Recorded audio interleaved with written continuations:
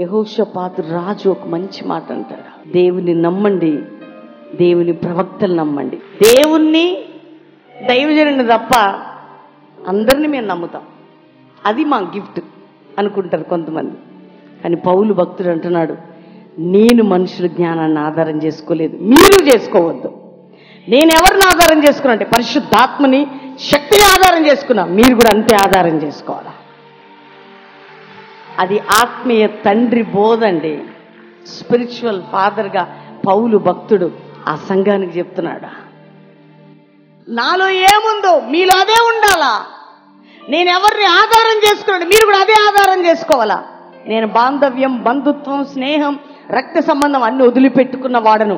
నువ్వు కూడా నా కొరకు నేను ఏ విధంగా దేవుని శక్తిని ఆధారం చేసుకొని బ్రతుకుతున్నానో మీరు కూడా అట్లా బ్రతకాలని పౌలు భక్తుడు బోధించినట్టు మీ స్పిరిచువల్ ఆత్మీయ తల్లిదండ్రులు కూడా అందరిని వదిలిపెట్టుకొని అరణ్యంలో దేవుణ్ణి నమ్ముకొని దేవుని మీద ఆధారపడి బ్రతుకుతున్నామంతే. మీ విజయానికి కారణం అని కొంతమంది అడుగుతారు. మా విజయానికి కారణం ఏమీ లేదు. మా జ్ఞానం కాదు, మా టాలెంట్ కాదు, మా చదువు లేదు, మాకు డబ్బు లేదు, మాకు హోదా లేదు, టెక్నికల్ స్కిల్ లేదు. పరిశుద్ధాత్మ దేవుడే మాకు ఆధారం. ఆయన నమ్మినప్పుడు ఆయన ఏ రోజు మమ్మల్ని సిగ్గుపరచలేదు,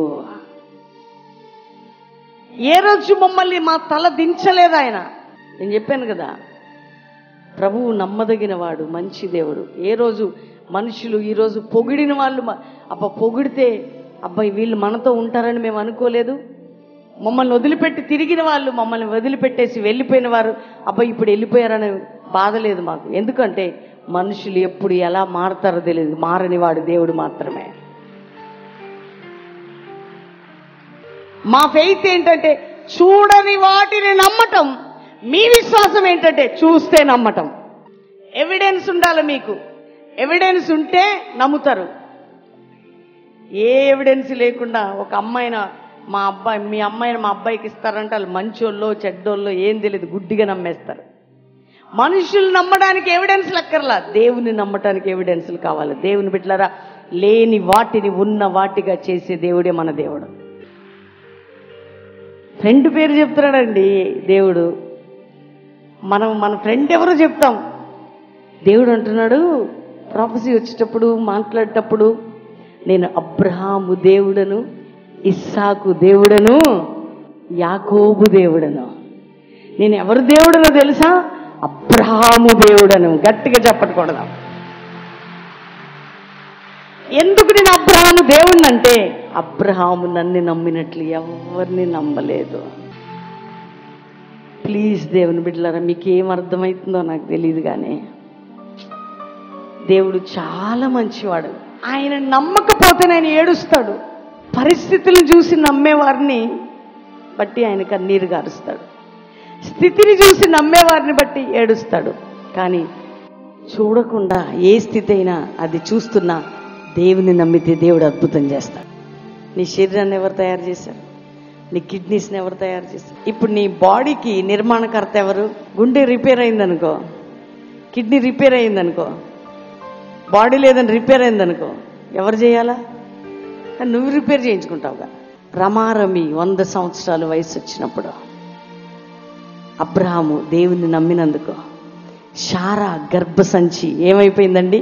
వైద్యులు, డాక్టర్స్, గైనకాలజిస్ట్ ఎవరున్నా నేను చెప్తున్నా, యూట్రస్ పిల్లల్ని కనే స్టేజ్ మొత్తం మీ వైద్య శాస్త్ర ప్రకారం ఎప్పుడో ఫెయిల్ అయిపోయింది. వైద్య శాస్త్రానికి అందనిదే దేవుని యొక్క పరిశుద్ధాత్మ పవర్.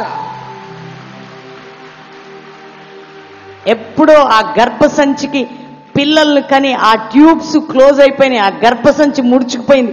అది ఏమైపోయిందట? మృతతుల్యం అయిపోయింది. చెప్పండి, గర్భసంచి. ఇక దానికి గర్భసంచికి ఏజ్ లేదు. ఇక 35 years దాటితే పిల్లల్ని కంటే కష్టం అంటది మెడికల్ సైన్స్. రమారవి 100 years 90 అబోవ్ ఈ ఏజ్లో ఉంది. ఎవరు? శారమ్మ. ఆ గర్భసంచి అంతా మృతతుల్యం అయిపోయింది. అందులోకి పంపించాడండి దేవుడు ఇస్సాకుని. ఎలా పంపాడు అంటే అబ్రాహాము దేవుణ్ణి నమ్మినందుకు మృతతుల్యమైన శారా గర్భంలో ఇస్సాకు లాంటి నవ్వు అనే బ్లెస్సింగ్ బయటకు వచ్చింది. అబ్రాహాము క్రియలను బట్టి నీతిమంతుడైన ఎంచబడ్డా, అబ్రాహాము దేవుని నమ్మినందుకు ఎంచబడ్డాడు. మనం ఏంటంటే క్రియలను బట్టి నీతిమంతులుగా ఎంచబడ్డానికి మన క్రియలు ఏంటంటే ఎవరైనా పేదోళ్ళకి సహాయం చేస్తే మనం నీతిమంతులు, ఎవరికన్నా పెళ్లికింత సాయం చేసాం నీతిమంతులు. మనం ఎట్లా మన క్రియలను బట్టి ఎవరికైనా ఏదైనా మనం నీతిమంతులు అంటే మన ఆలోచన చెప్తున్నా, ఏదైనా చేస్తే మనం దాన్ని బట్టి మనం ఏమని ఎంచబడతామని, మన క్రియలను బట్టి నీతిమంతులుగా మనం ఎంచబడం. కానీ దేవుని నమ్ముట ద్వారానే మనం నీతిమంతులుగా ఎంచబడం. అబ్రాహాము అన్ని విడిచిపెట్టుకొని వచ్చినందుకు నీతిమంతుడిగా ఎంచబడలే, అన్ని విడిచిపెట్టుకొని రావడానికి దేవుణ్ణి నమ్మినందుకు. అని ఎంత గుడ్డిగా నమ్మాలండి దేవుణ్ణి, అంత బ్లైండ్గా నమ్మాలా? నాకు అది జరగాల ఇది జరగాల అని ప్రార్థన చేయడం కాదు. మీరు దేవుణ్ణి గుండె నిండుగా నమ్మితే, అబ్రహాముతో అన్నాడు, ఇస్క్రేణువులు చూడు అబ్రహామా, అట్లుంటది నీ సంతానం. అది ఎట్లా సాధ్యం అన్నాడా? అంత క్లిష్ట పరిస్థితులు దేవుని నమ్మి దేవదూతలకు ఆతిథ్యం ఇచ్చాడండి అబ్రహాం. అసలు మీ ద్వారా భారతదేశంలో దేవుని యొక్క రాజ్యం కట్టబడాలా. అందుకని ఇక్కడ అబ్రహాము ఆయన జీవితంలో ఆ దేవదూతలకు ఆతిథ్యం ఇస్తున్నాడండి. ఆతిథ్యం ఇచ్చి మంచి భోజనం పెట్టిన తర్వాత మరుసటి ఏటకల్లా నీ ఇంట్లో నవ్వు నవ్వు నవ్వు నవ్వు ఉండబోతుంది. మేమే బాధలో ఉంటే మా ఇంటికే ఇప్పుడు గెస్టులు వచ్చారని ఇట్లా కూర్చోవాలి. అబ్రహాం ఎండవేళ వాళ్ళు రాగానే తీసుకెళ్ళి మంచి భోజనం పెడుతున్నాడు. అసలుకే శారము వణుకుతా ఉంది. దాదా తొందరగా రొట్టెలు చేయి, నేను మంచి దూడను కట్ చేస్తా, బాగా వండు, ఎందుకంటే మన ముందు అతిథులు ఉన్నారా. మనం నాకు చేస్తే లాభం ఏంటి, నేను పరిశుద్ధులకి పరిచయం చేస్తే లాభం అని బైబిల్ చదివిన దాన్ని బట్టి చేస్తున్నాం. అబ్రహాముకి బైబిల్ లేదు, కానీ అబ్రహాము గుడ్డిగా దేవుని నమ్మి చేశాడు అంతే. ఎందుకు చెప్తున్నానంటే అది నమ్మకం అండి. ఆయన ఇది చూసి నమ్మలే. ఇప్పుడు మనకేముంది, వాక్యం ఉంది. అబ్రహాంకి ఏముంది నమ్మడానికి? అంటే చేస్తే వస్తుంది, క్రియల ద్వారా బ్లెస్సింగ్, క్రియ ద్వారా బ్లెస్సింగ్, అట్లా తెలుసుకొని చేస్తున్నారు కొంతమంది. కానీ అది కాదు, గుడ్డిగా నమ్మకంగా ఆయన నమ్మి ఆయన నామం బట్టి చేసినప్పుడు దేవుడు అన్యాయస్తుడు కాదు. దీన్ని తీసి నేను ఇక్కడ పెడితే నాకు బ్లెస్సింగ్ అని పెడితే కాదు, నాకు తెలిసి చేయటం, దీన్ని పెట్టడం నమ్మకంగా నేను ప్రభువుని బట్టి చేస్తే అది నాకు బ్లెస్సింగ్. అది అండి. అందుకే ఎక్కడ మీరు ఆత్మీకంగా ప్రార్థన చేస్తున్నాం, మేము చాలా బాగున్నాం, మేము చాలా స్పిరిచువల్గా ఉన్నాం. ఎందుకు ఈ రోజుల్లో మానసిక క్షోభ, వేదన, దుఃఖము, కన్నీరు, పోరాటాలు అనేక రకాలుగా అనుభవిస్తున్నారు ప్రజలంటే? నమ్మే విషయంలో డల్గా ఉన్నారు చాలామంది. నువ్వు ఏదన్నా చెయ్యాలి అంటే దైవ సేవకుల ద్వారా దేవుని చిత్తం అడిగి చెయ్యాలి. దేవుడు వద్దంటే చెయ్యొద్దు, చెయ్యమంటే చెయ్యాలా. నువ్వు అట్లా మా మాటను నమ్మితే నువ్వు దేవుని నమ్మిన వ్యక్తి అంతే. అది నీకు నీతిగా ఎంచబడుతుంది. ఇప్పుడు మేం చెప్పేది ఒకటైతే నువ్వు చేసేది ఒకటైతే ఇంకేం తెలుసు, ఇంకేం ఎంచబడతావు నువ్వు? మేము ఒకటి చెప్తుంటే మీరు ఒకటి చేస్తున్నారు. దైవజనుడిని దేవుడు నీకు ఇచ్చింది ఎందుకంటే ఆయన ద్వారా దేవుడు నీతో మాట్లాడుతూ ఉంటాడు. ఉద్యోగంలో జాయిన్ అయిపోతున్నా మమ్మీ ప్రార్థన చేయవా, ఎందుకు మరి? ఇంకా నీకు దైవజనులు ఉండి ఎందుకు మరి? నీ లైఫ్ నువ్వు రూలింగ్ చేసుకుంటున్నప్పుడు దేవుడు రూల్ చేయడు.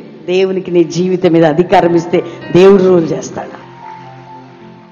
నేను నిమ్స్లో పనిచేశా, ముందు ఒక హాస్పిటల్, ఒక చిన్న హాస్పిటల్లో పనిచేశా. తర్వాత దేవుడు నిమ్స్లో జాబ్ ఇచ్చాడు, అక్కడ చేశా. నేను ప్రతి జాబ్కి అప్లై చేసే ముందు మా సేవకురాలను అడిగేదాన్ని, ఆమె చెప్తే చేసేదాన్ని అంతే, లేకపోతే లేదు. దాని తర్వాత గవర్నమెంట్కి అప్లై చేసేటప్పుడు ఆమె ప్రార్థన చేసి అప్లికేషన్ ఇచ్చింది, అప్లై చేశా. 3 చోట్ల ఉద్యోగం వచ్చింది. హెవీ వాటర్ ప్లాంట్లో వచ్చింది, రైల్వేస్లో వచ్చింది, సింగరేన్లో వచ్చింది. అప్పుడు ప్రభు చెప్పాడు ఆమె ద్వారా రైల్వేస్కి వెళ్ళమని చెప్పాడు. నాకు ఆత్మీయ తల్లి ఉంది కాబట్టి నేను ఆమె సంరక్షణలో పెరిగాను కాబట్టి నా రూట్ మారలేదు. నేను ఆమెకు సేవ చేస్తున్నప్పుడు దీవించబడతానని చేయలేదు, సేవ చేస్తున్నప్పుడు దేవునికి చేస్తున్నానని నమ్మాను అంతే. ఆమె దగ్గర ఉన్నప్పుడు నేను ఆమె దగ్గర ఉన్నానని అనలేదు, నేను ప్రభు సన్నిధిలో ఉన్నానని నమ్మాను అంతే. వాళ్ళ ఇంట్లో తాగే వాళ్ళు ఉన్నారు, తిరిగే వాళ్ళు ఉన్నారు, అక్కడ ఉంటామని అందరు విశ్వాసులు అంటే వాళ్ళని నమ్మలేదు, దేవుడు నన్ను అక్కడ ఉంచాడని నమ్మాను అంతే. ఇది ఇప్పుడు వచ్చిన నమ్మకం కాదండి, ముందు నుండి ఉన్నదే. అందుకే దేవుడు ఏం చేశాడంటే గుడ్డిగా ఆయనే దిక్కు అన్నట్టు నమ్మినందుకు దేవుడు ఆశీర్వదించాడు అంతే. ఇక నా ప్రయత్నం నేను చేసుకొని అమ్మ ప్రార్థన చేయమంటే ఆమె చెప్పేదేముంది. బెల్లంపల్లి పోస్టింగ్ వచ్చినప్పుడు కూడా ఆమెకి ఇష్టం లేదు, దేవుడిని అడిగింది ఆపేయి నా దగ్గరే ఉండాలంటే అప్పుడు ఆమెతో దేవుడు మాట్లాడాడు, నువ్వు వదిలిపెట్టు దేవుని సేవ, నా సేవ ఉంది ఆమె ద్వారా అని. రియల్ అండి, 7 రోజులు తినకుండా ఫాస్టింగ్ ఉంది, నాకు ఇక్కడ పోస్టింగ్ వద్దని. కానీ ప్రభువు ఆమె మాట నా విషయంలో కొట్టేసి చెప్పాడు ఆమెతో, ఆమెను వదిలిపెట్టు, నేను నా సేవ పట్టణంలో ఆమె ద్వారా ఉంది. అప్పుడు చెప్పింది నాకు, నీ ద్వారా అక్కడ సేవ ఉంది కాబట్టి దేవుడు వదలమన్నందుకు నిన్ను వదిలిపెడుతున్నాను, పంపుతున్నానని పంపించిందండి. ఏ రోజు కూడా దేవుని సేవకుల మాటను దేవుని మాటగా నమ్మి తీసుకున్నాం. దైవజనుల మాటను దేవుని మాటగా నువ్వు నమ్మాలా, అంత గుడ్డిగా నమ్మాలా. నీ హృదయం తెరిచే స్థలం దేవుడు దైవ సేవకుల దగ్గర. ఎంత ఓపెన్గా నువ్వు ఆ విధంగా ఉంటే అంతగా ప్రభు నీ జీవితంలో అద్భుతం చేస్తాడు. ఆమెన్. అంతేగాని సగం కప్పిపుచ్చుకొని సగం డాక్టర్ దగ్గరికి పోయినాక రోగం మొత్తం చెప్పకుండా కొద్దిగా చెప్పావనుకో, అసలు ట్రీట్మెంట్ కొత్త ట్రీట్మెంట్ ఇస్తే ఉన్నది కాస్త పోతుంది. దేవుని దగ్గరికి వచ్చిన సేవకుల దగ్గరికి వచ్చిన గుండెను ఓపెన్ చెయ్యని వారి దగ్గర దేవుడు ఏమీ చేయలేడు. ఎందుకంటే నీ ఎదుటిన్న సేవకుడు నమ్మితేనే నువ్వు దేవుని నమ్మినట్టు. నేను నా తల్లి సంరక్షణలో, ఆత్మీయ నాయకుల సంరక్షణలో పెరిగినందుకు ఈరోజు నా జీవితం ఎంత బ్లెస్డ్గా ఉందండి. వ్యక్తిగత జీవితం, కుటుంబ జీవితం, డాడీదైనా నాదైనా మా లైఫ్ అయినా ఇంత బ్లెస్డ్గా ఉండటానికి గుడ్డిగా దేవునితో బంధం, రెండోదిగా దైవజనుల ద్వారా దేవుడు ఏం చెప్తారు చేయటం అంతే. చేస్తే మంచిది అని వాక్యం చదివి చేయలే, గుడ్డిగా దేవుని మీద ప్రేమతో వెళ్ళిపోతుంటే దేవుడు 7 ప్రేమని తిరిగి ఇచ్చాడు. దేవునికి మహిమ కలుగునుగా. చేస్తే నా దేవుని కొరకు చేయాలని నిలబడు, దేవుడు నీ కొరకు నిలబడతాడు తగిన టైంలో. అబ్రహాము దేవుని నమ్మి దేవుని కొరకు నిలబడ్డాడు, దేవుడు అబ్రహాంకు నిలబడ్డాడు. అందరం లేచి నిలబడదాం. ప్రభువా, ఎంతమంది టీవీ ప్రోగ్రాం చూస్తున్నారో, యేసయ్య అబ్రహాము దేవుని నమ్మాడు, అది నీతికి ఎంచబడింది. ఎన్నోసార్లు మేము నమ్మలేని అనుభవంలో వెళ్ళాం.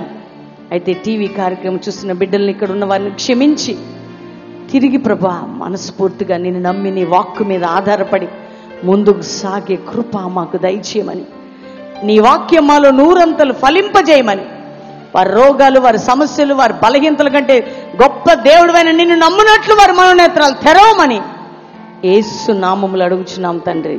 Amen, amen.